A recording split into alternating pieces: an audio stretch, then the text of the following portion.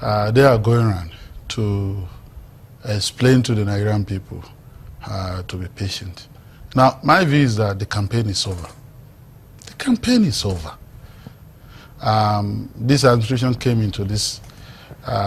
into being after engaging with the Nigerian people not too long ago, and they told Nigerians what they were going to do.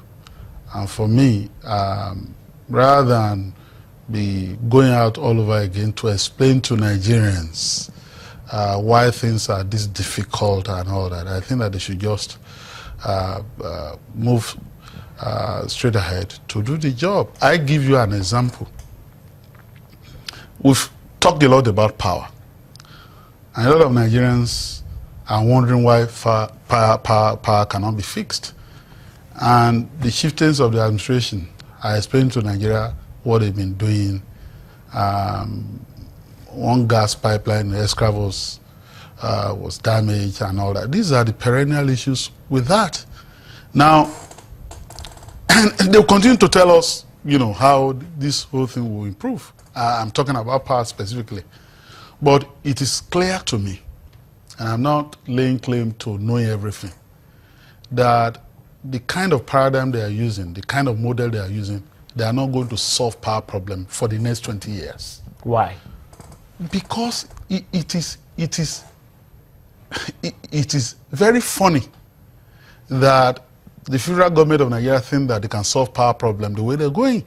You put a power plant in Papa Lanto, and you run a pipe to the Niger Delta, and you say that that power plant is going to run on gas. The idea that you will have to continue to centralize power generation, power transmission, and power distribution in Nigeria is silly. Break the thing up. It means there. Sell it to Lagos State government. Generate your own power. In other words, I'm calling for the federalization of power generation, power transmission, and power distribution. That's the commonsensical thing you can do to solve the power problem. You're not going to solve it when power is generated in Egbe and piped into a so-called national grid. And then you want it to be distributed all over the country. It's not going to work. When we wonder and so for me, if you go into Calabar from Lagos and you are moving westward from Badagry, the farther you go, the farther you'll be from your destination. The paradigm they are using is wrong. They need to liberalize it. Local government need to generate power. State government need to generate their own power. And if Lagos State is generating power from an asymmetric source, municipal solid waste, artificial dam, now they're building a co-Atlantic now. You can construct an artificial, hydroelectric power plant there. You can do a lot of things. If Lagos does this and has excess power to sell, they sell it to Ogun State. They sell it to your state. That is what you do in a federation. Thinking that you can generate power the way they are saying is not going to solve any problem. Mr. Ogunye, you are a lawyer, and as far as I know with federalism, we operate a federalism that is less to what is applicable in the real tenets of federalism. No. Because in the real sense of it, our laws are not even permitting the things that you're talking about. Nigeria is a unitary state. Not a federal state. Running as a federation. It's a lie. Nigeria's federalism is a lie. Everybody knows there is no federation that runs the way it is. The Nigerian federation runs. Well, the kind of example that you're giving in terms of power, isn't it going to be a difficult task to and achieve? So just as they were celebrating, oh, we are hitting the 6,000 megawatts mark, they went back to 1,500. That has been our story for the past 16 years. And they need to get it.